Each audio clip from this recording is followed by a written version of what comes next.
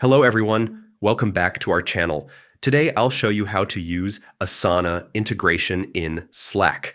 Perfect for streamlining team communication and task creation.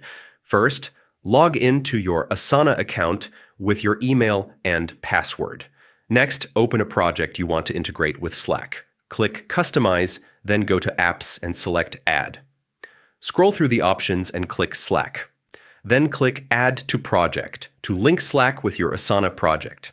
Now click Connect to Slack and allow permissions. Follow the prompts to complete the Slack authentication. Once connected, open Slack and find Asana in your app list. To create a task, start a new chat and type Asana Create, then press Enter.